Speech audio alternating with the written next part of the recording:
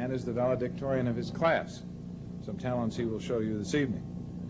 He entered Harvard University at the age of 16 and received a bachelor's degree in government and economics and a master's in business and finance from that most prestigious institution. Following graduation, he was very successful in the business world. He founded 2 banks and ran a political consulting firm, among many other accomplishments, before he entered the political arena. In 1980, he defeated an incumbent congressman to become Louisiana's representative from the 4th Congressional District, and he was reelected to that office 3 times without opposition. As a congressman, he served as a member of the House Banking, Finance, and Urban Affairs Committee, the Small Business Committee, and as a founder and co-chair of the House Grace Caucus. In 1987, he took on what seemed to be an insurmountable challenge. He ran for the governorship of Louisiana against a 3-time incumbent governor, 2 very popular congressional colleagues, and a popular Secretary of State. He was given almost no chance of winning, and he formulated a winning strategy, campaigned very hard, and came literally from out of nowhere in the last weeks of the campaign to win. His greatest challenge, however, was not the campaign itself, but what he had to do after he won. When he came into office, the state of Louisiana had the nation's highest unemployment, illiteracy, and school dropout rate. It was facing a $750 million deficit on a $5 billion budget and had $1.37 billion in outstanding debt. The new governor got emergency budget powers. He cut payrolls and $500 million in spending and maintained a $700 million temporary sales tax. He raised teachers' salaries but took away their tenure. He pushed through a campaign finance bill limiting contributions, raised fines for industrial pollution, and cut unemployment benefits and workmen's compensation. He even modified Louisiana's Napoleonic Code to get it in line with the English common law tradition. Quite an agenda for a new governor, and one that has raised interest around the nation and this most inspirational speaker among the governors and certainly among his colleagues in the House. Tonight he'll be speaking, as you saw in the forum announcement, on the interesting menu of decision-making in the governor's office around issues such as abortion, capital punishment, flag burning, record labeling, and affirmative action. Items he handled just before he got on the plane to come up to Cambridge to speak to us. Would you please join me in welcoming and thanking for joining us here in the forum the Governor of Louisiana, the Honorable Buddy Roman.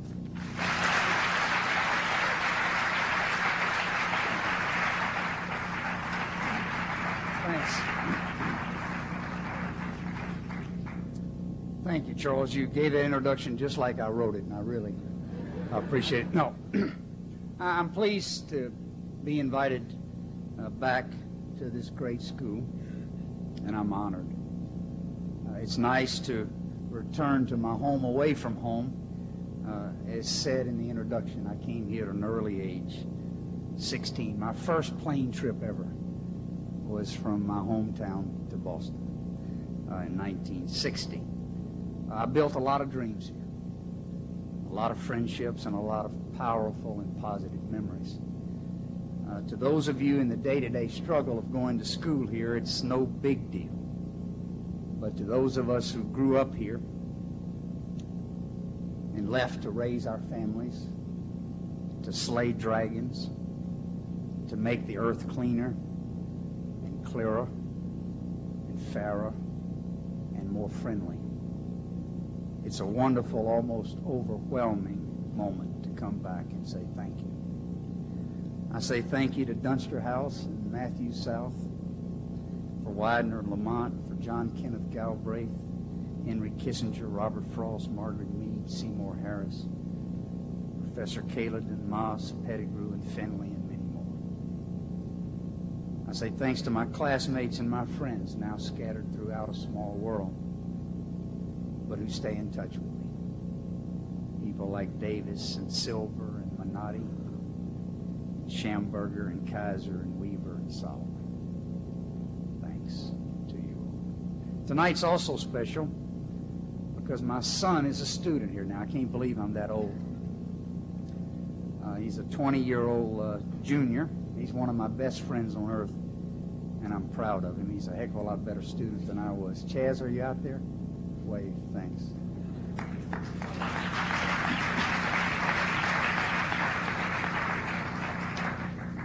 Now let's talk politics. I love American politics. Its wonder, its mystery, its beauty, its dark spots like the sun. It's one-on-one, it's one-on-a-nation power, the chance to help, the chance to make a difference. After helping rewrite our state constitution in 1973-74, I always figured I'd be in politics. Stuck in Dunster House, I figured I'd be in politics someday. And after rewriting the state constitution as a delegate, I won a seat in Congress in 1980. Now, I was a fairly conservative congressman, representing a fairly conservative district in northwest Louisiana. I ran unopposed for 3 consecutive terms, as Charles said. After winning the seat, life was good. No heavy lifting. All the work was indoors. Great job. I worked on budgets. I worked on sanctions against South Africa. Won that battle. Political freedom in Central America. Was co-chairman of the Grace Caucus. Was vice chairman and secretary of the Boll Weevils, 45 conservative Democrats. It was easy, interesting, occasionally productive. Politically, it was safe being in the Congress. When something goes wrong, as it usually does in Congress, there was always somebody to blame. The Speaker, the President, the Republicans, the Democrats, some other congressman. What a great job. I thought I would keep it for a while, run for the United States Senate, then maybe for president someday. The John Kennedy plan made sense. Then something unexpected happened. Louisiana died economically. When oil and the price of oil plunged in the early 80s to be valued at less than the cost of a family-sized pizza, and real estate prices collapsed on the farm from $1,200 an acre to $200 an acre in 7 months.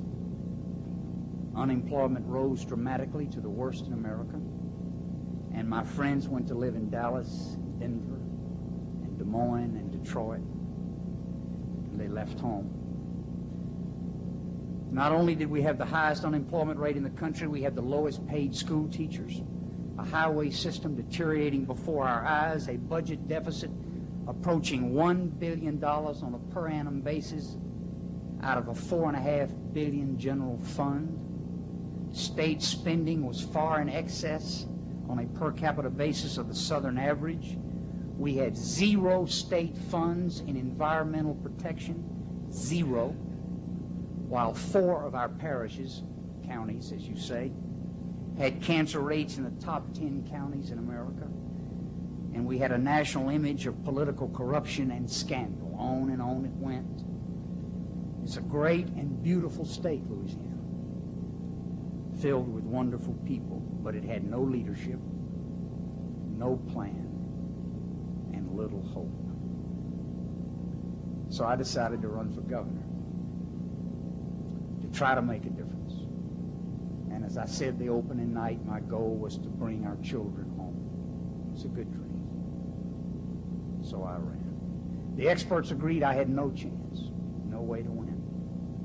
Relatively unknown, no money, no traditional Louisiana political organizations or skills, and didn't want any. I ran every day for 1 year. I gave it 1 year of my life. I accepted no PAC money, took no cash, no large checks, and announced I would spend no money on election day delivering or buying votes, unheard of in Louisiana politics. I made every town, every parish, every community, every debate. Education was my theme. Lift our children, I said, and we would lift our state. Our state had to follow. Lift our kids, and the state would. I committed to funding a Department of Environmental Quality to appointing an inspector general to clean up corruption in our state, to diversifying the economy by emphasizing value-added industry, not just more of the same. I committed to scrubbing the budget and spending the money saved on education, to attempt tort reform and tax reform, to rebuild schools and highways, and to travel America. Speaking of the opportunities in Louisiana, I said it would be difficult, that it would not come quickly, and it wouldn't happen easily, but that together we could bring Louisiana back again. For 10 months of the 12-month campaign, I ran 5th in a 5-person race. But slowly I inched up. My opponents quit laughing at some point in the campaign and started shooting at me. I knew I had a chance then. The newspaper editorials late in the campaign began to endorse me. And on election night 1 year ago next week, 3 years ago next week, pardon me, the classic, it seems like 1 year, the classic upset was a done deal. I finished first in the open primary with 33% of the vote. And the seated governor, his name is Edwin Edwards, finished second with 28% of the vote. With everybody else, 2 congressmen and a secretary of state, a distant third or worse. And on 2 o'clock in the morning of election night, Governor Edwards surrendered, and the election was over. On March 14th, 1988, I was sworn in, and we went to work. I called a special session for my first day in office to begin to cut the budget, which we did, to finance the short-term debt with a 10-year financial package, and to shift emphasis from welfare programs to education programs, what I thought was the answer. For 2 years, we battled every day with special session after special session, 18-hour days, 7 days a week. I wore everybody out, including myself, but we got the job done. We lost some battles, but we won the war. Before the price of oil went up 40 days ago, we had cut our unemployment rate in half, from 12.2% to 6.2% in 28 months. We balanced the budget every year. We reduced per capita state spending to below the Southern average for the first time in the history of our state. We saved more than $500 million a year in real terms for 3 years from state spending. We had our real bond rating go from the worst in America to AAA interest rating 2 weeks ago. We raised teacher pay 30% in 30 months. We lowered classroom sizes K through 3 from 29 students per teacher to 20 students per teacher. And in 3 years, we'll be at 14 students per teacher. We began to test teachers for the first time in our state's history, did away with lifetime tenure, and offered in its place an exam with a 5-year certificate. We raised college faculty pay by 12% this year alone. We passed a highway trust fund to dedicate all gasoline taxes to roads, airports, and seaports. We passed a wetlands trust fund, the only one in America, set aside $25 million a year to protect the wetlands. We begin to evaluate tax incentives on the basis of environmental impact, unheard of in our state. We consolidated drug enforcement procedures and task forces, increased the number of state police by 15%, built 2 new prisons to hold the drug abusers and violators, appointed an inspector general who started holding state agencies and officials accountable for their deeds and misdeeds, and did all of this with a deliberate attempt to include all elements of our population. My cabinet last year was ranked 5th in America in terms of the percentage of women, and 1st in America in terms of the percentage of blacks. There is much work left to be done, but time is on our side, and we've come a long, long way. Now, being a governor in Louisiana, for those of you interested in politics, is a job second only to being President of the United States. You have a great deal of power, unlike any other governor. A governor's veto has never been overridden, for example, in our state, although I've come close the last year. You have a great deal of opportunity to help your neighbors and to make a positive difference. It's been hard on me personally. I jokingly say that I used to be 6'2" and weighed 230 pounds with no gray hair, but I like the job. It's a $9.5 billion a year annual budget that includes federal money, 50,000 employees, 15,000 prisoners, 18 universities, 1 million school children go to school each Monday morning under my supervision, 12 hospitals, thousands of miles of highways, 6 deep water ports, 50 airports, 35% of all the natural gas reserves in North America, and 35% of all the seafood, on and on. It's a great job if you want to make decisions. Now, I don't know how good a governor I am or how history will record my term or terms. That's for others to judge, unimportant to me. But personally, I love the job, and I give it my very best. But there have been surprises. There have been decisions required of me that I couldn't have predicted just 3 years ago. Decisions that have caused me to examine my values and my beliefs, unlike anything that I've ever experienced. Tonight, I want to talk about a few. And this will be a personal view. It won't be part of a debate. I'm not interested. This is where I am. This is where my life has led me. You should know that. It'll be personal. Ultimately, all these decisions, and when you get a chance to make them, you'll find it to be true, are personal, if they're valuable. I won't bore you with details or burden you with weighty facts. I'll paint a benchmark sketch, give my decision and why, and conclude with lessons learned that might be valuable to you, might be personal. The political forces in Louisiana are such that it was arranged to welcome this maverick cowboy to the governor's office by scheduling an execution on midnight of my first day in office. Nice folks, huh? Capital punishment was no longer an esoteric or philosophical exercise.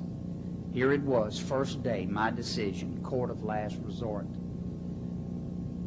Now, while I respect the moral views of those who disagree, I believe in the death penalty for a limited number of clearly defined criminal acts.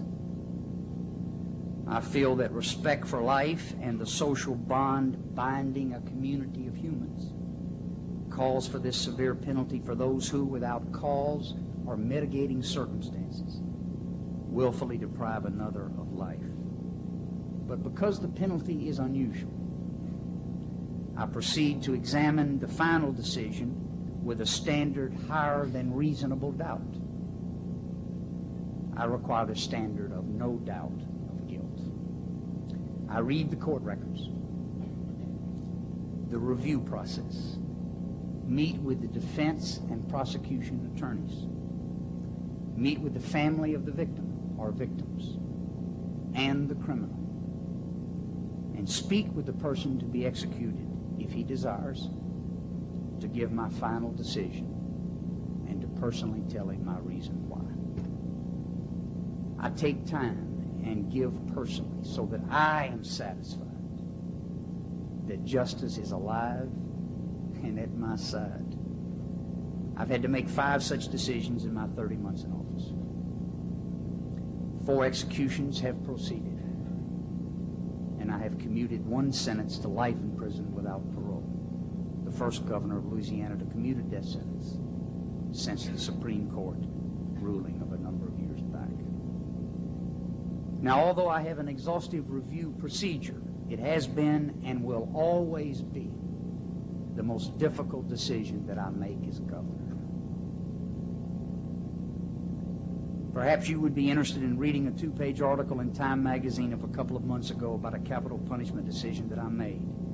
It's almost too personal for me to talk about it, but the reporter did an excellent job of capturing the mood of the moment. I referred you to that magazine. But as governor, I want to tell you that I accept the responsibility and will continue case by case to see that society is protected, the individual respected, and justice served. But let me tell you, that phone call between me and the prisoner in the last hour of his life is indescribable. It's not a debating society or yelling or points scored or civic lessons or government 101. It's quiet, personal, tearful, and never to be forgotten. Abortion is another such issue. With the Webster decision, where we went from a national guideline in Roe versus Wade to apparently a state-by-state quilt work approach, each governor has had to unexpectedly, in the case of most of us, in the past year grapple with this legal and moral issue. Throughout my political career, I have in my heart closely identified with the right to life position, and still do today. Why then have I received a measure of national publicity as the governor who vetoed not one, but 2 bills restricting abortion? Several reasons. First, as I have learned to listen to people in general and women in particular, and respect their views, my definition of life has grown to include the born as well as the unborn. The unborn are without voice, nor do they have representation in the debate. And my sense of balance demanded a right to life sensitivity to protect the unborn.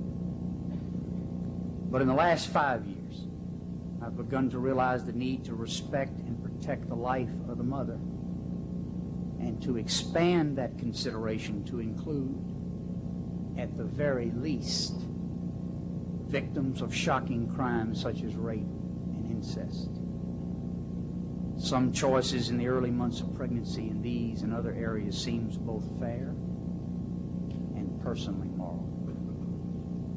Having arrived at this personal decision, I met with the Louisiana Catholic bishops, the legislative leaders, and fundamentalist ministers prior to the legislative session this year, and warned them that I would veto any abortion bill that did not respect the life of the mother and that did not honor the victims of rape and incest with a latitude for personal choice. This was not about politics, because I was not sure then what the political judgment of 4.5 million Louisianians was about the issue. Although with our large Catholic and fundamentalist politics, we were viewed as the most anti-abortion state in the nation, this was a personal, not a political choice, because the politics seemed to be headed the other way. Late in the session, after lengthy, shrill debate, among a legislature of 144 members, 141 of whom are men, a tough anti-abortion bill was passed with minimum protection for the life of the mother and no considerations for a victim of rape and incest. The bill was poorly drawn, mean-spirited. That's tough words. I say it in a friendly way. Mean-spirited and deaf to the views of women. As promised, I vetoed it. The House overrode my veto, and the Senate, by a 3-vote margin, stood with me. 3 votes. Quicksilver, but done. Under the rules of the legislature, the issue seemed dead for another year. A time, hopefully, for reflection and listening and learning. Then, in the late hours of the last day of the session, a flag-burning bill, a monster of a bill if you ever read one, Yes, we're going to protect our flag by allowing mob rule. I told them I'd veto the bill, so they had it hidden in the Senate, so I couldn't get to it. Anyway, late in the last hours of the last day, they took this flag-burning vehicle. It's too good a word for it. Lying dead in the Senate, where I had promised a veto if it reared its ugly head on my desk, and ruled it germane, unconstitutionally in my opinion, and a new anti-abortion bill was substituted, with some pitiful exceptions for rape and incest, and easily passed both House and Senate with over 80% of the vote, closer to 90, with no committee hearings and almost no debate. Thousands of honest, passionate, committed citizens packed the halls of the Capitals and lit candles on my front lawn night after night, urging me to sign the bill. It was unbelievable. Abort Romer bumper stickers seemed to be on every vehicle. Oh Lord, I was dead politically because in my heart, although I had 10 days to look at the bill, in my heart after I read it the first time, I knew it was a bad bill. Yet the visible support was powerful, and the legislature seemed poised to override my veto if that was my decision. And no president or governor wants to lose politically on such a major issue. For a week, as I said, I had 10 days to make a decision. For a week, I read the bill and walked the state, listening to my neighbors. I came to the personal conclusion, relatively early, that a veto had to be issued. The bill was flawed constitutionally, poorly drafted, did not protect the victims of rape and incest, except superficially, and was an insult to women. My personal beliefs, interestingly enough, were reinforced daily as I traveled the state, listening to mothers and grandmothers and daughters and fathers and sons and husbands. I knew that I'd come to the right personal decision when I talked with an 80-year-old French grandmother in Opelousas, who thanked me. She came up to me out of a crowd. I'd gone over to open a new plant, new jobs for Opelousas, and that's deep in the heart of French country, wonderful country. She came up to me out of the crowd, a little frail but with a lot of energy, and she grabbed me by the hand, and she said, "Buddy," that's what they call me. She said, "Buddy, I thank you for your first veto, and I'm asking for one more." She said she'd been a Catholic all of her life, had raised 4 children, and felt that her daughters had the power and responsibility and guidance of God sufficient to make their personal decisions without interference, as she said it, of 141 male members of the Louisiana legislature.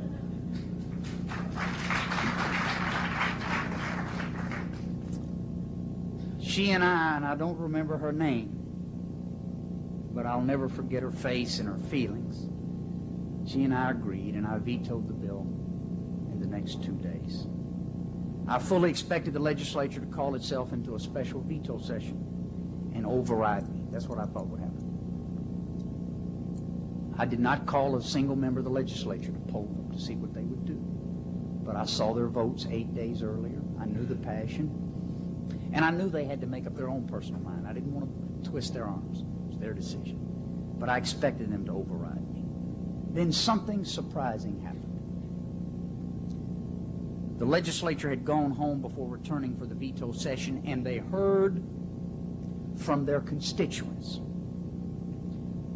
And what they heard was anger, not satisfaction. In the next 2 weeks, having heard that anger, and not only what was done, but the way it was done, the legislature voted overwhelmingly by a 2/3 vote not to return for a veto session. So we had gone in the first veto from 3 votes from override out of 144 to, in the second one, 2/3 of the legislature calling and writing and voting not to return. As a political let me say this, that obviously my abortion veto stood, as did my 45 other vetoes that they could have overridden if they'd come back, and my $149 million in appropriation line item vetoes to balance the budget. The people had spoken. As a political aside, my popularity went up to an all-time high for me, which is not that high. I know politicians shouldn't say that, but, you know, I'm about a 60% kind of guy. And the legislature's rating fell to an all-time low. One never knows in this business. Now, let me conclude on abortion by saying the issue has not been resolved anywhere in America. And I don't have all the answers. It's too personal for that. But Louisiana, I believe, is coming back to middle high ground as a result of the dark days of the legislative session. We will honor women and protect the unborn from arbitrary and capricious actions. We think we can do both. Anti-abortion and pro-choice seems an identifying phrase more often used in Louisiana now than before. There were many other personal choice decisions made in my office in the last 6 months alone, but time restricts their full exploration. However, one was most difficult and surprised me. And it's a question of mandatory labeling of records as to their lyrics. The bill would have required such labeling using legislatively designed standards and lavishing harsh, punitive economic penalties upon those deemed violators. Clearly, two fundamental principles in conflict. One, the right and obligation to protect minors from misleading and demeaning messages of suicide, rape, violence, and drug abuse. Some of the lyrics, in my opinion, were and are disgusting. On the other hand, the right of freedom of expression in a free society to encourage artistic growth and individual liberty. The bill was passed by the legislature. It was onerous, in my opinion, arbitrary, and clearly unconstitutional.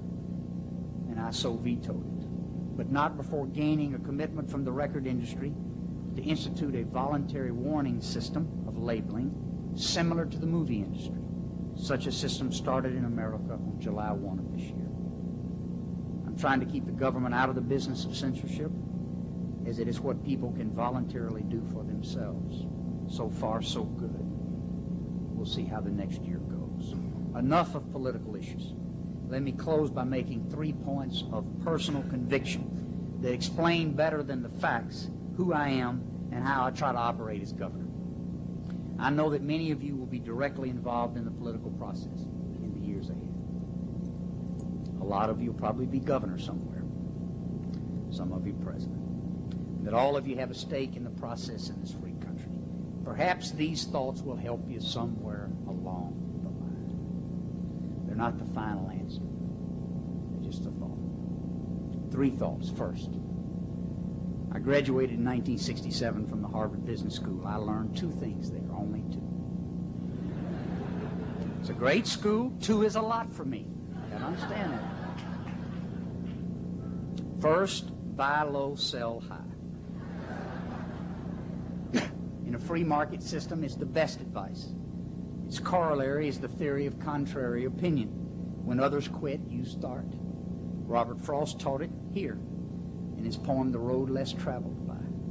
Buy low, sell high. You can be different if you believe it. It's all right. Second, I learned, and perhaps this has been even more valuable to me personally, and as a manager or governor, I learned the value of experience. At your age, I didn't count very much of experience, but it's valuable. We had an industrialist come to the business school years ago, the most famous in the country and the most successful in terms of assets accumulated personally. Not that that's important, but to him it was. And to Harvard Business School it was. So they brought him. And it was a powerful moment in class when the professor asked what is the secret of your success? He said, easy, 2 words. Right decisions. That's all he said. I thought to myself, okay. Right, give me a break. Right decisions. So the professors thought the same thing. He said, well, how do you make all these right decisions? He said, easy, 1 word. Experience. That's all he said. I said, okay, experience. Professor was thinking the same thing. He said, okay, well, how do you get all this experience? He said, it's easy. 2 words. Wrong decisions.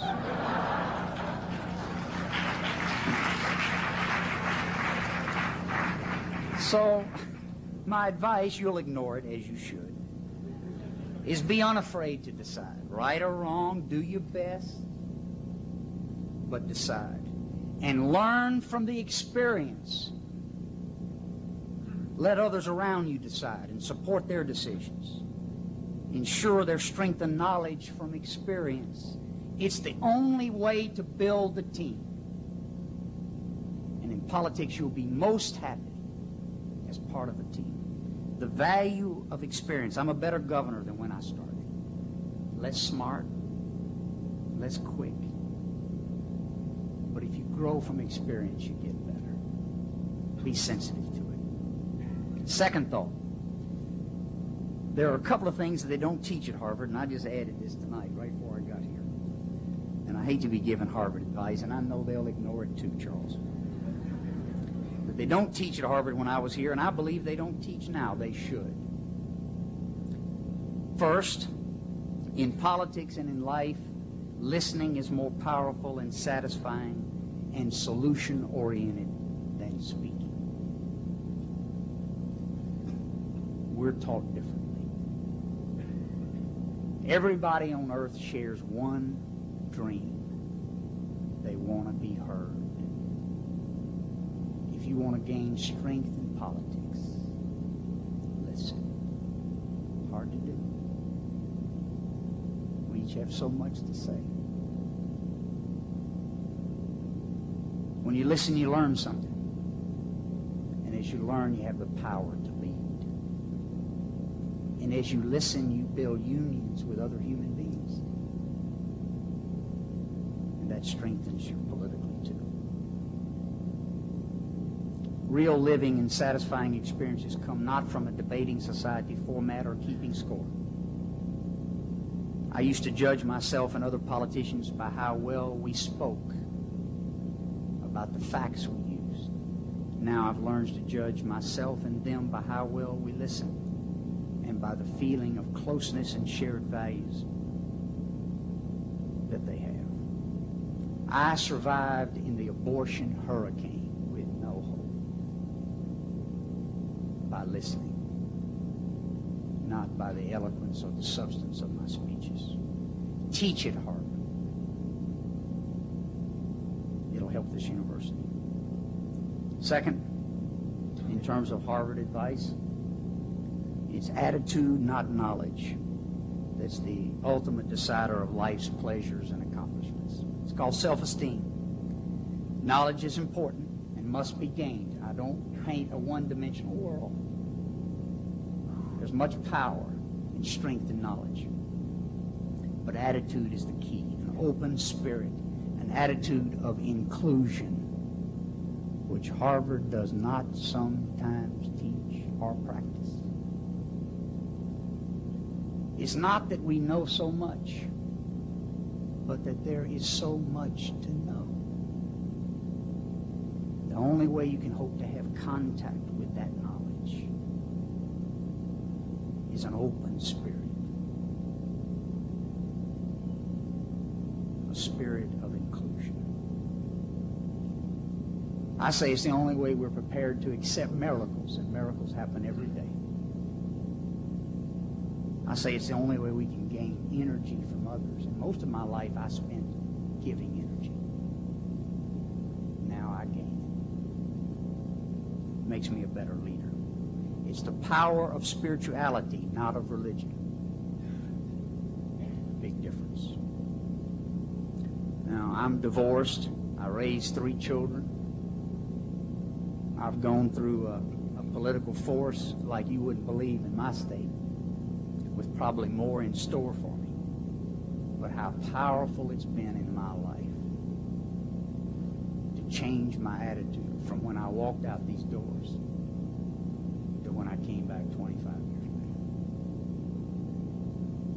later. Final thought. This is a small thought, but it conditions everything I do. One has a choice in life. Choose optimism. I believe life will improve. I believe that things will work out for the best. That's what I believe. I believe every morning will be the greatest day of my life. This day was. Tomorrow will be even better. I believe in people. I'm willing to be occasionally disappointed, but never to look at the dark side of possibilities as never. Now, I'm like Einstein, who said on his deathbed, he told his wife, his last words, the question in life is not relativity. It is the universe a friendly place? He said, I believe it is. So do I, Albert. Choose optimism. I'm optimistic about Louisiana. I'm proud to be its governor. I'm optimistic about America. We talked tonight at a dinner with experts like Charles, who've been in politics a while, about what was happening in the country. Was it good or was it bad? Well, I'm optimistic. I always thought of America as an eagle. I'll tell this story and I'll quit. I always thought of America as an eagle. You know how you get an image as a kid, what it means to be a citizen of the United States. When I thought about being a citizen of this country, I thought of an eagle flying in the wind, armed but at peace, soaring and unafraid. I took my three kids. Sorry if I call you a kid, son. I took my three kids fishing in August. I love to fish. Some of my best speeches are given there when no one hears them. Boy, I'm powerful then. We went to Jackson Hole, Wyoming. I love to fly fish. If you've never done that, you've got a real treat. I'll come to you do it. And we were on the Snake River or Yellowstone River. I think we were on the Snake River that afternoon, fishing, and some people rafting down the river. Beautiful mountains, the stream's about as wide as this room, no wider. And after several hours of fishing, and my young son, who's 10 years old, his name is Dakota, was catching more fish than I, as usual. And I was getting upset. My guide, after 2 hours, he said, buddy, look downriver. Looked downriver, and there was a bald eagle. I had never seen a bald eagle in the wild, about 400 yards away. I mean, as big as I am. I weigh 146 pounds soaking wet, so I'm not very big. But for an eagle, I mean, its wings, I mean, it was about 2 foot off the water, and it was coming right at us. And you know, an eagle can see 6 times better than you. It sees at 6 miles what you see at 1. And I knew with 20 fishermen and 25 people on rafts on the Snake River in a narrow gorge that the eagle would see us and sail away. But he kept coming, he or she. Kept flying. 400 yards, 300 yards, 200 yards, 2 foot off the water, and about 50 yards from me, the eagle went in the water and came up with my trout. I mean, I'm talking, well, something like this. And dadgum eagle, you just loved it. And I knew when he or she, when the eagle caught the trout, I knew that the eagle was gone. But no. The eagle flew right at us, didn't it, son? Right at us. 50 yards, 50 feet, as close to that column. My heart, I just couldn't believe it. The sun on his head. He flew right past 25 fishermen. Never moved its head. And then soared up to a nest up on the cliff. And I thought it was over, and the guide said, look back. And there was a miniature bald eagle, a baby, following in his parents' wing steps. Did the same thing. Never looked right by us up to the nest. Now, there's two lessons I'm going to leave you with. One, the eagle says, teach our children how to fish and dream and sail in a north wind. That's our job. And two, America's like the eagle. Those who complain, those who would divide us by color or sex or accent are wrong. Let's ignore them. It's our country. Sail on, eagle. I want to be a feather on your wing. Take me on your journey. Thanks, everybody.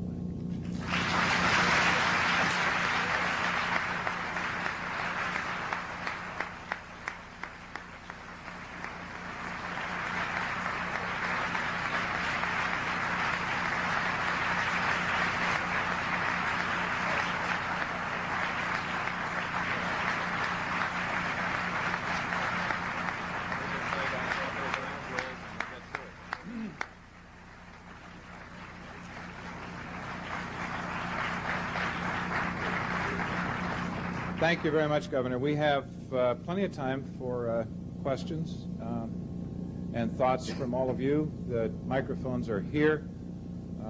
We've heard a great speech. Let's not hear any more great ones. Just some great questions and some short comments. Let me start with perhaps an impolite couple of questions offered in a friendly way. Governor, Governor, you're a Democrat. You served in the Congress. In this period, over the last couple of weeks, I think we've, as Americans, not thought of eagles, but have thought of other animals scurrying around Washington, D.C., failing to deal with those responsibilities that you laid out so eloquently for us tonight for elected leadership.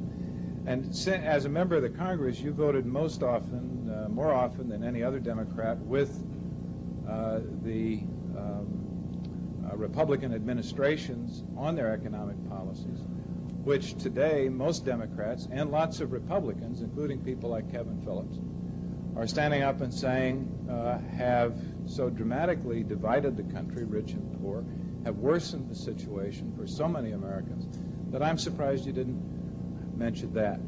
The second part of the question has to do with your positions. This is just second part of the same question. It's an old eagle trick I learned in the Northwest. The second part is on those other two issues that are as tough as the economic ones, abortion and capital punishment. You come out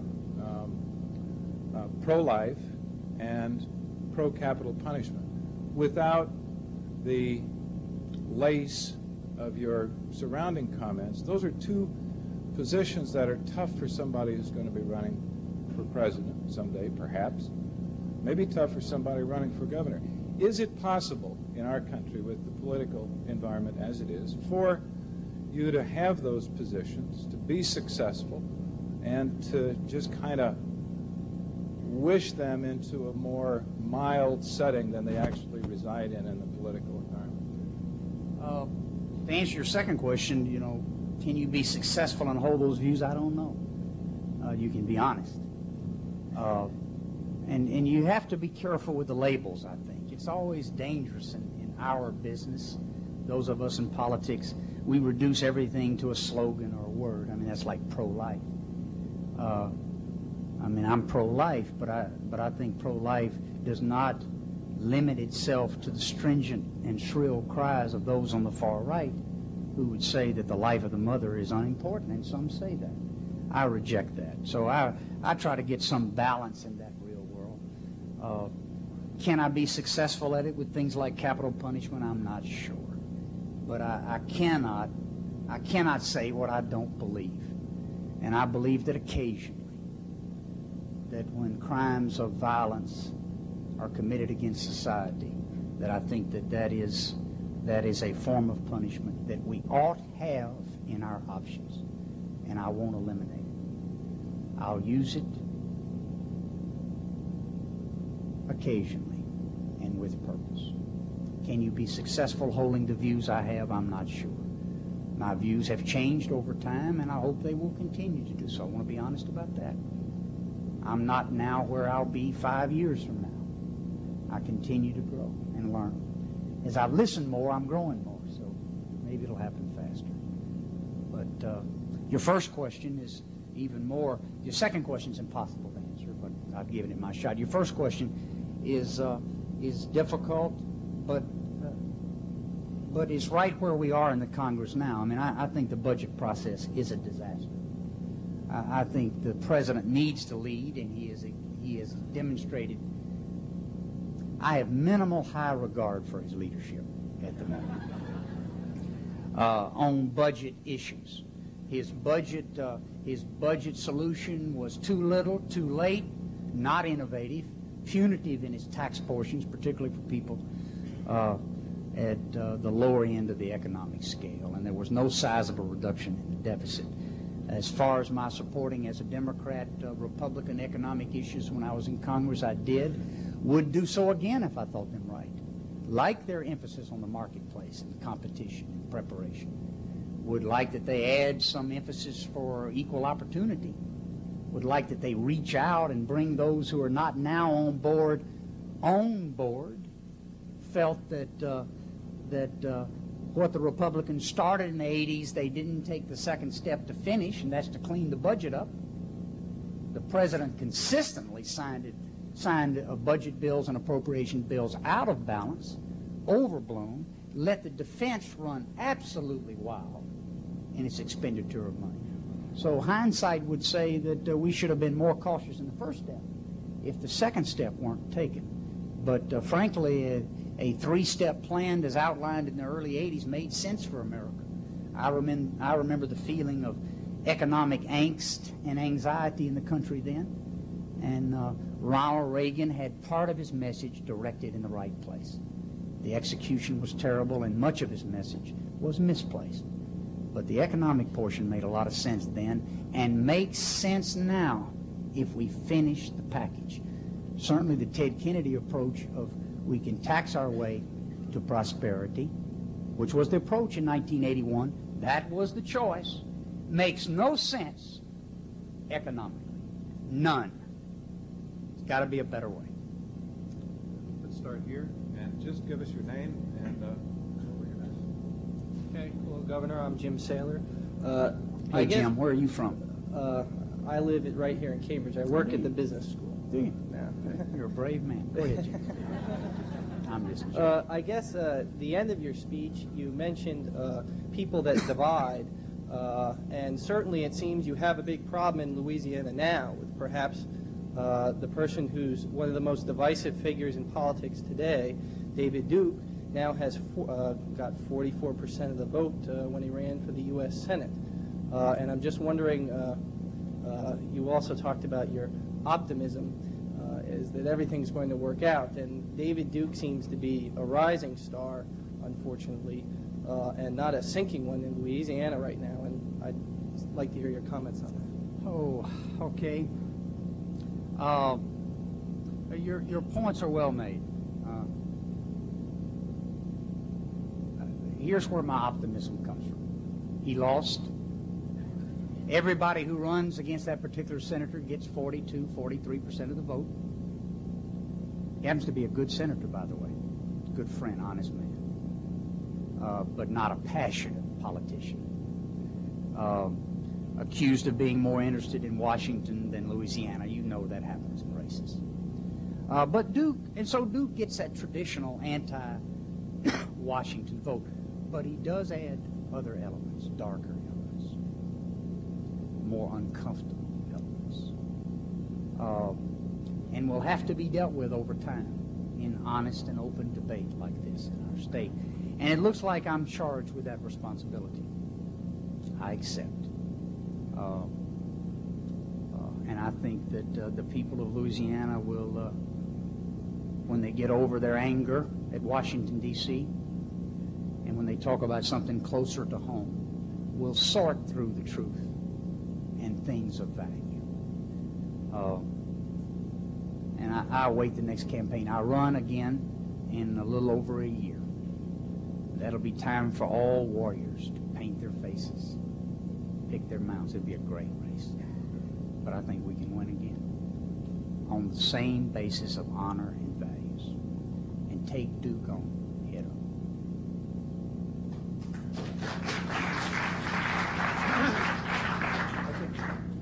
There were two things in particular that I'd like to ask you about that struck me. And the first one, and I mean this seriously, is could you explain your mention of Henry Kissinger? Yeah, he was a professor here when I went to school in the government department. I forget what courses he taught, but we were all forced to take them. But that's another speech when I come back. That's all it meant. You handled that well. Well, that's the truth. And I did happen to see him for the first time since I graduated. I was in New York last Sunday night. I had dinner with the president of Mexico, Salinas, great guy, and Henry Kissinger was there. Now, how he popped up, I don't know, but he was in the room, and it was nice talking to him. He didn't remember me, but it was still nice talking to him. Excuse me. Well, anyway, John Kenneth Galbraith is probably turning over in his early sleep. Yeah, you're right. You know too much, man. The other question, the other thing you mentioned that did strike me as you spoke was when you said, and I don't mean to pick on your particular language, really, okay, but you said drug abusers and violators. Yes. And putting them in jail. Yes. And I know that your perspective is a lot richer than that, I'm sure. Let me stop you. I misstated when I said drug abusers. They are of concern in our government and our community in Louisiana. And we do have a certain standard of law against which they sometimes come in conflict. But our greatest touching with them is in the area of rehabilitation, education, and trying to save rather than incarcerate. That's my question was leading to, could you elaborate on some of the approaches you have proposed or have been passed in your administration, or what you see in the future in that? Because, as a matter of fact, I mean, the figures are very high as to the number of people in prison who are there because they are attributable to, among other, but largely attributable to problems with drugs and alcohol.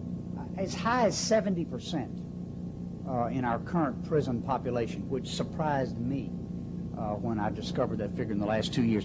A variety of things to answer your question.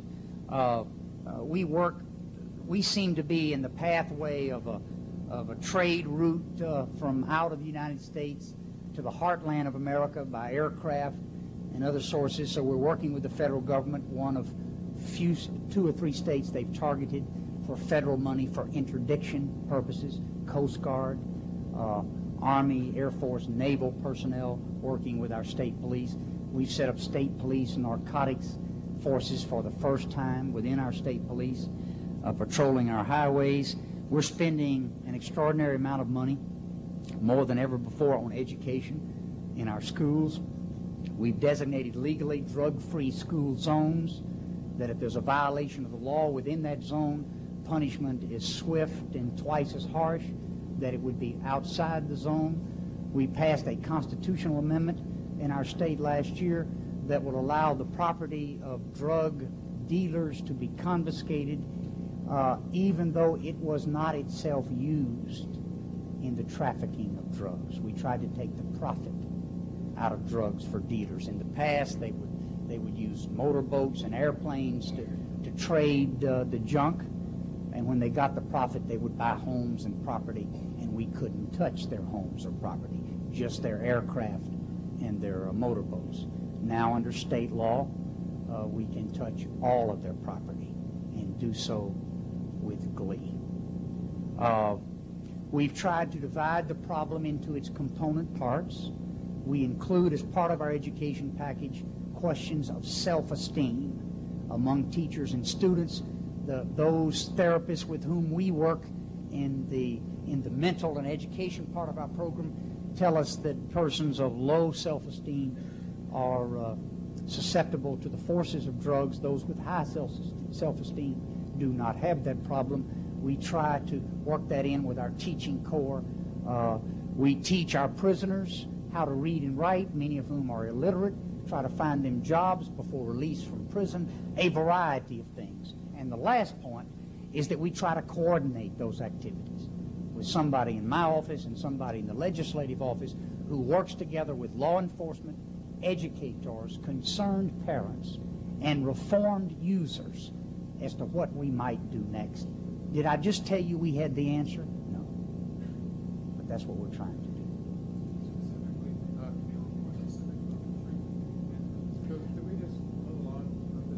Maybe I can work it in at an answer. Okay. Hello, Governor. My name is Ruthie Lieberman, and I'm a student at the Kennedy School of Government. Yes, Ruthie. My husband and I were two of the many, many Americans outside of the state of Louisiana who followed your decision last spring day by day and wrote to you and expressed to you our opinions. And I just want to let you know from the bottom of our hearts, we thank you very much for your veto on both of those measures. It meant a lot to us. Thanks.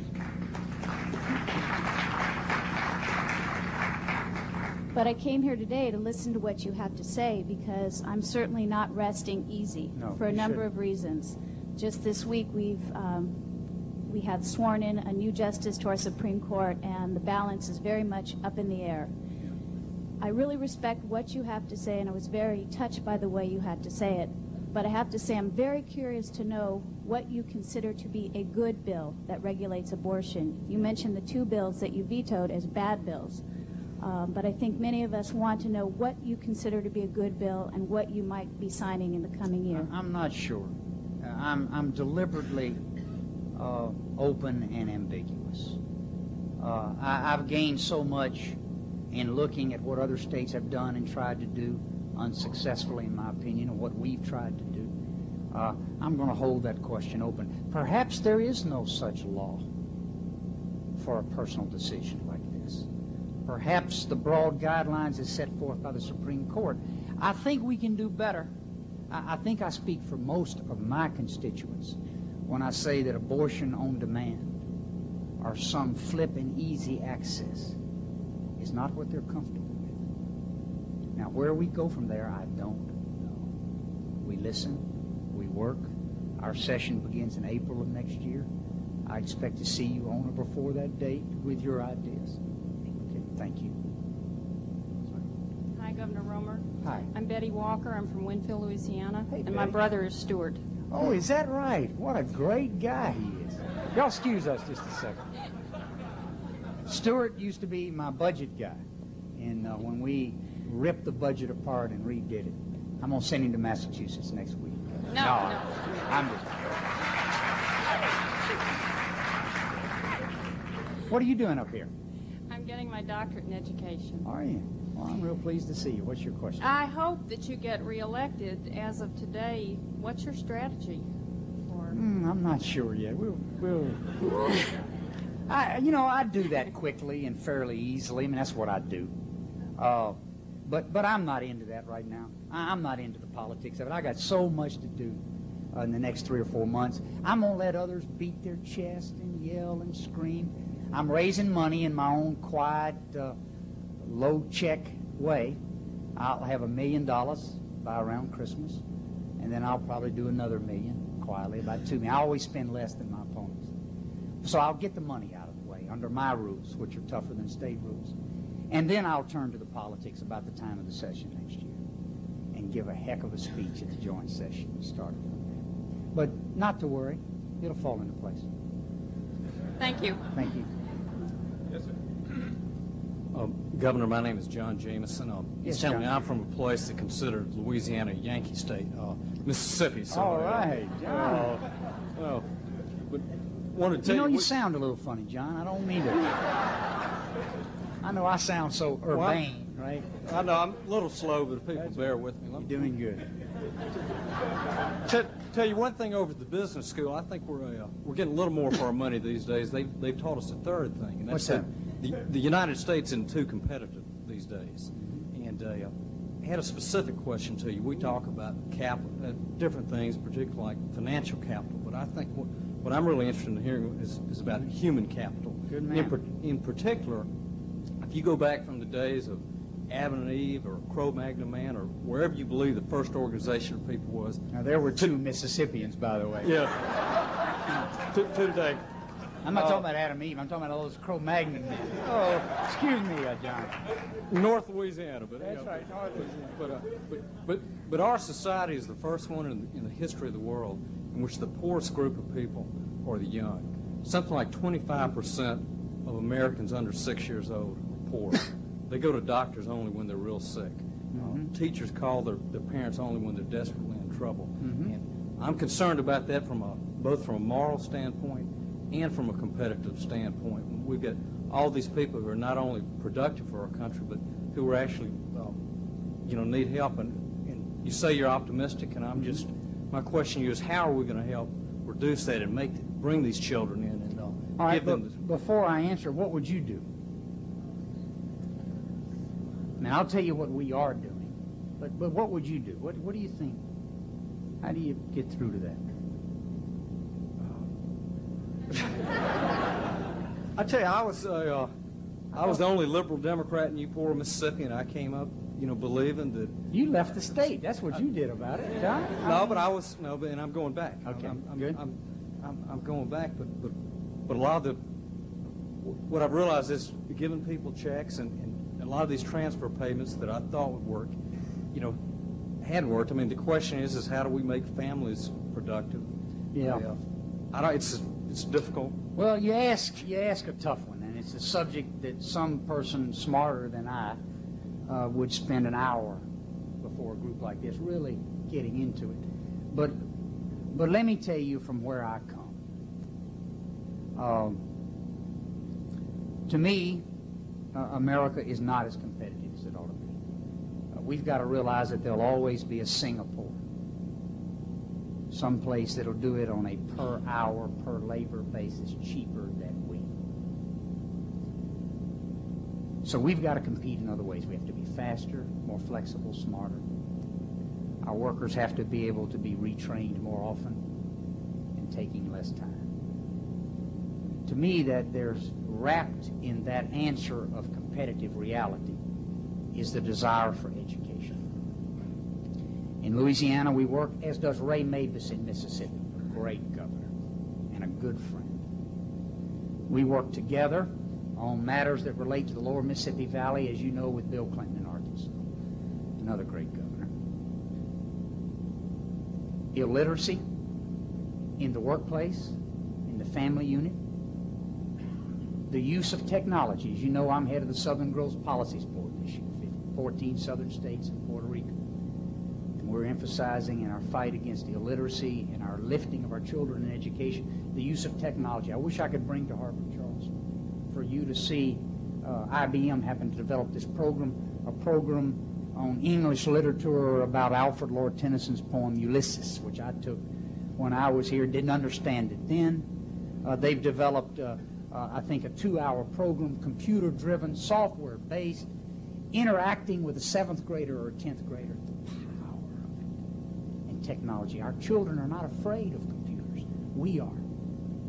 And we're trying to put writing to read programs in each one of our elementary schools to reach them early. We're trying to get the federal government to take the funding for Head Start up from its 35% or 40% to 100%. That's a program that works. It's not a handout. It's not a welfare program. My God, it's about our families. This government spends pennies on... we'll spend more in Saudi Arabia keeping the price of gasoline low, we think, than we'll spend on education at the federal level this year. Wrong priorities.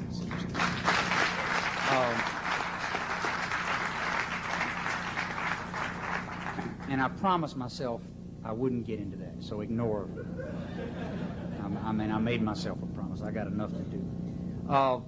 But back to your question. Education, focused on questions of illiteracy, revising our VOTEC system, coordinating our higher education system and putting more money in, lower classroom sizes, giving parents some buy-in interest in schools with matters of choice once there's enough information accumulated, rewarding those who achieve excellence in their studies, and we do a number of those programs in Louisiana. There are no answers but those, in my opinion. We've tried to take down our walls to movements of capital. We're an international trader. We have the 5th largest foreign investment of any state in America in Louisiana. We try to deal with that in the real world. The world grows smaller. We have to grow larger. Our next oil field is in a first-grade classroom in the morning, and that's our approach. I think it'll work.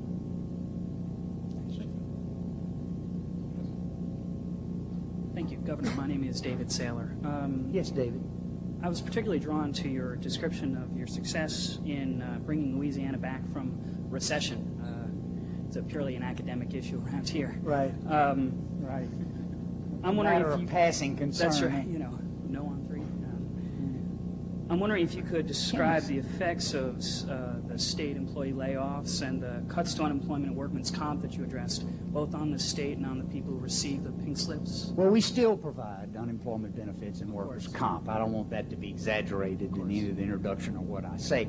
But we try to bring our levels to a competitive and fair stance. There were many businesses. 92% of the jobs we created in the last 30 months came from businesses already in Louisiana. Didn't have to go to Japan or Argentina or Germany. They were here. We didn't steal them from other states. We already had them. Given our geography, our natural resources, there were a number of companies already there. But because of the cost of doing business in our state government was not well organized. There was not one-stop shopping for a small business that wanted an environmental permit and a work permit. We tried to do those sorts of things, just a variety of things like that. So we tried to take our cost-related factors that we could identify and bring them down to competitive stance. We still have taxes, and I expect big business, particularly, and all business to pay its fair share of taxes. It uses the roads. We have to fund the environmental regulators. It requires its workers to have the best education. They ought to pay their fair share of that. I think taxes ought to be as low as possible. So we've tried to bring them down to a competitive basis in the South. When I became governor, we were not competitive in the cost of doing business. We were competitive in the number of assets and resources that we have. Now, the second thing that we did was try to design our tax incentive program. And I had a bill that passed the legislature a year and a half ago called tax reform, where we just revised all of our taxes. I made the tax code more progressive. I lowered the rate for, we lowered the rate for 60% of all the taxpayers in the state, middle and low income, raised it on the high income people. They were not paying their fair share. It shows you what kind of politician I am. I lost that election on tax reform. I think 43 or 44 or 45 or 46% of the people voted for it.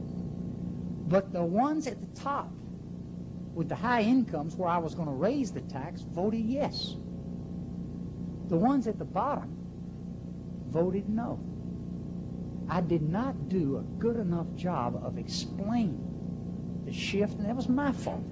So we're going to have to come back again in a year or so, time being right, and approach tax reform and fiscal reform and try it again. We've gotten a number of single issues on the ballot and got them passed.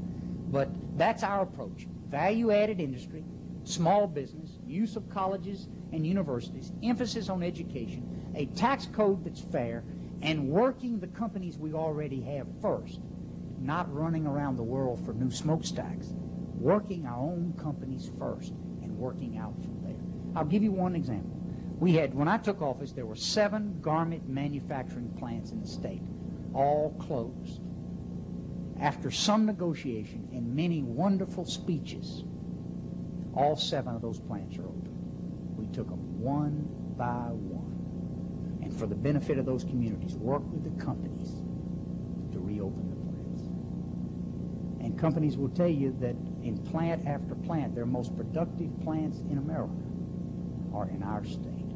Our people work for a living and are proud of it. Governor Romer, my name is Carol Martin. Yes, recently Carol. From Seattle and originally from New Orleans, and I have a message for you from my mother. Oh, good. And she says, y'all done some good work, yes, yeah. All right, thanks, Carol.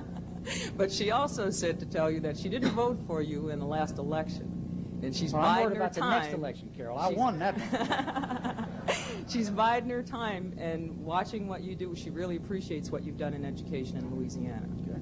And it's something that coming away from there and coming here particularly. Well, tell her we'd the be proud truth. of. She's important to me. I need her vote. Okay. Thank you. Thank you. My name's Chip Lyons. I'm from New Orleans. Hey, Chip.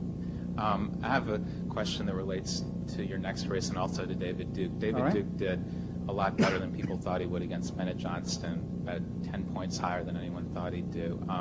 Not than anyone thought he would. Okay. the experts in New York, pundits, right. Yeah. Okay.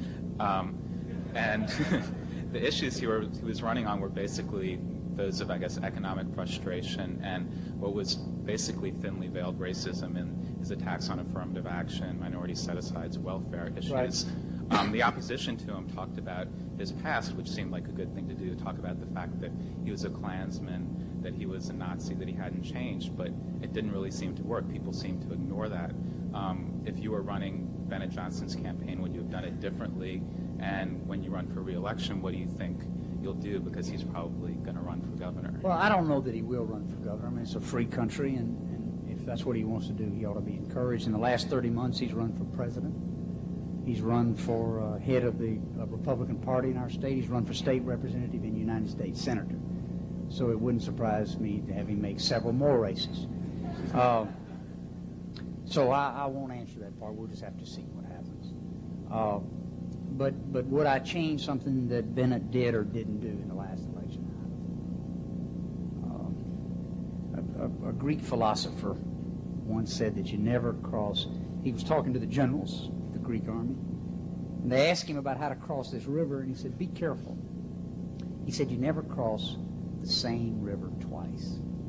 The river always changes, and so does the man." All this talk about the last race and the next race are a waste of time. And there was a message in that election. There was a message for Bennett about how to do his politics, how to make them more personal, more passionate, more real, more relevant. It's the same message he gets every 6 years, though. I mean, I would like to say that in a friendly sort of way. I mean, I say that in a friendly sort of way. It's the same message he always gets. I love him. But there was also a message for the rest of us that in a free society, that people with passion, people with technique, people unfettered by community feeling, people articulate to the point of addition and subtraction, but unafraid to divide, can sometimes conquer. That's a lesson as old as the earth. I remember George Wallace winning the Wisconsin primary 20 years ago. Did Wisconsin die? Did people say, "Oh, what happened to Wisconsin?" Those things happen. And they shock you. And they should take people like you and me, optimists, some courage to be involved, to stand up and say, this is not right. This does not represent my state. This does not represent my country. This does not represent my beliefs. Let me tell you why. So if the race comes to that, I'll do it every day. And it'll be a different result.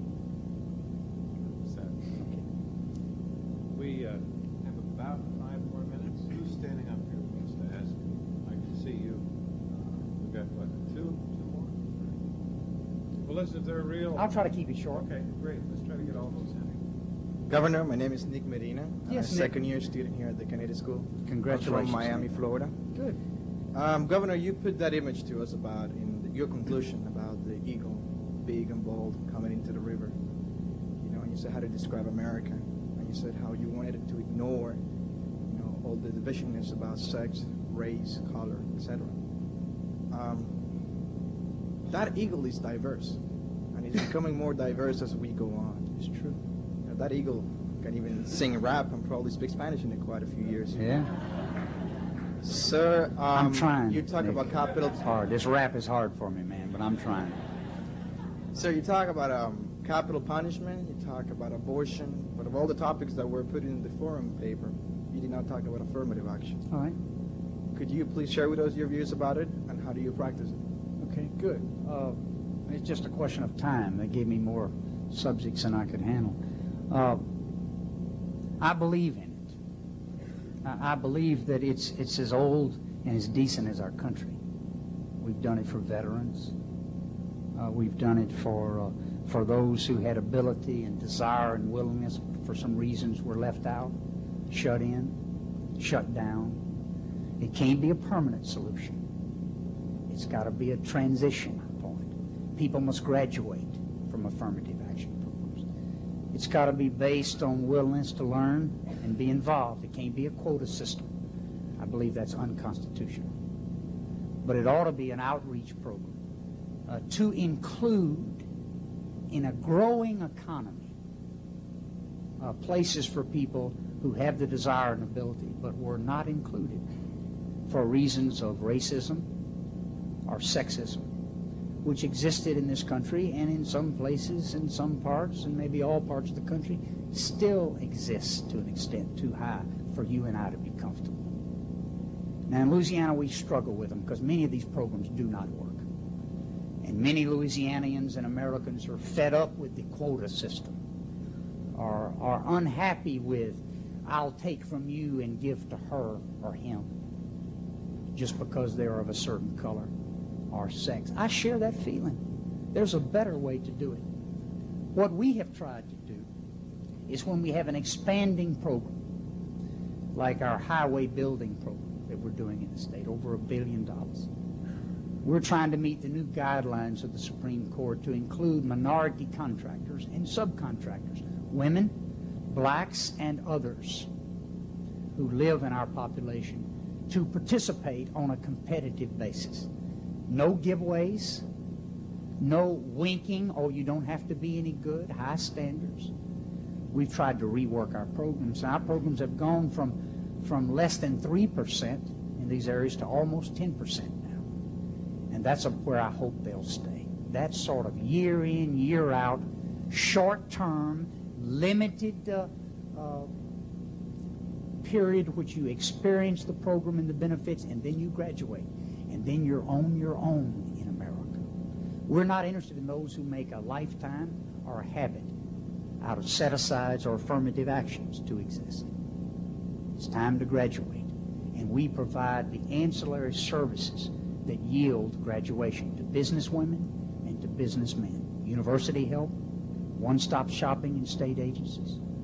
Hadn't worked in every case, but I think it's an honest effort, and it's one that the states must continue, in my belief.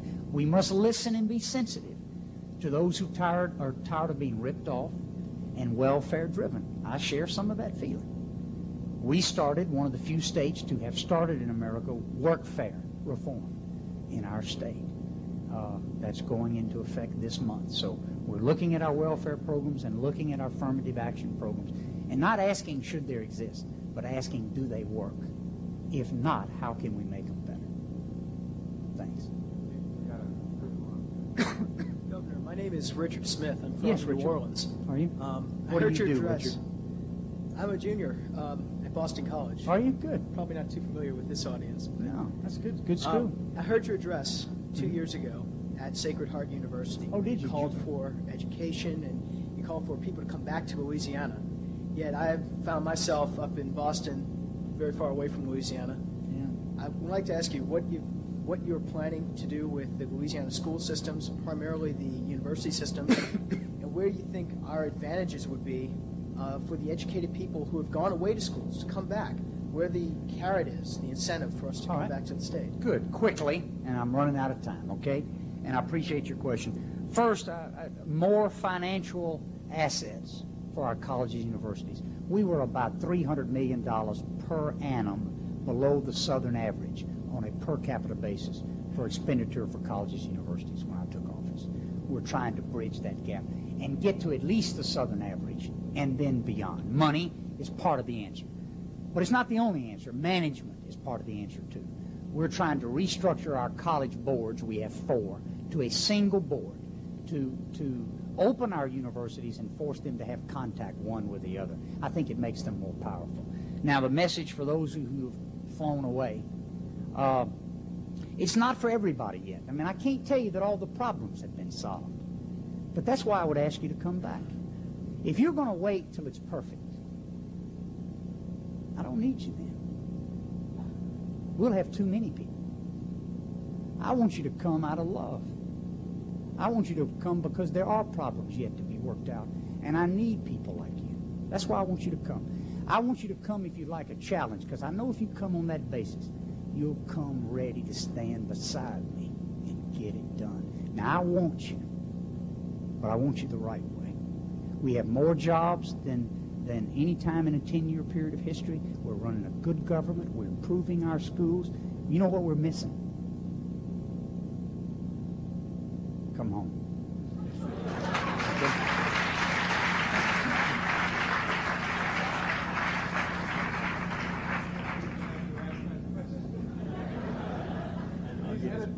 Yeah, that's right. Me too.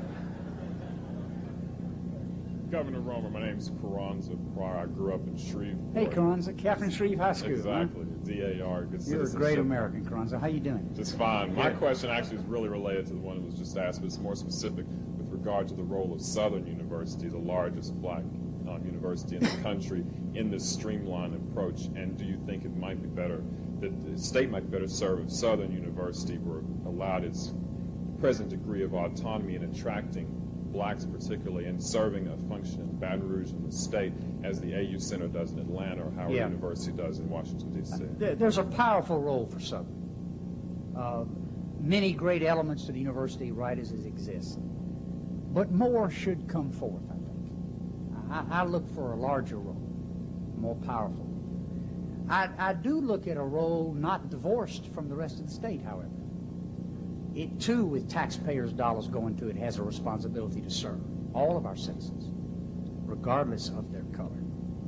I'm proud of its historical black nature and culture and history, and think that that ought to be clutched to its bosom. It's powerful and positive. But we ought to have expanding horizons. I can remember growing up as on the farm in the 50s and worried about issues of integration and moving the country together. And Southern can keep its traditions and be part of that common good. I'm very, very optimistic about its future. It needs a better management system, and I don't mean to put its board down, but you force me to tell the truth, okay? It needs to be brought under the single board, as will all of our universities, and keep their identity, but share their values, their assets, and their plans. Is there a place for Southern? You bet. I came to this university on this day to talk about starting this program at Southern University for the benefit of political leaders throughout the South. True? And I hope we get it done, and Southern's the right place to do it. Hi, Governor Romer. I'm Jenny Wise. I'm also from New Orleans, and hey, Jenny. I'd also like to come back. You're a lot better looking than Carranzo. I know. That fire, these Shreveport boys. I also follow as much as I can when you're written up in the paper up here, the abortion bills and things, but I also followed with great interest the tax reform bill that you tried to get through. I'm trying to convince my husband, who's in business school, that New Orleans is a great place for him to go back to after he graduates, and I see the Tax Reform Act as something that would help attract business down there. I'm wondering what you're going to do differently. You just mentioned a little while ago that you're going to try it again or something like it. I'm wondering what you're going to do. You're pressing me a little early on. I don't like to. I like to listen a little more on the subject. But let me tell you some things that are already done that you can talk to your husband about. Thanks. We've done our inventory tax relief. The people passed it last Saturday.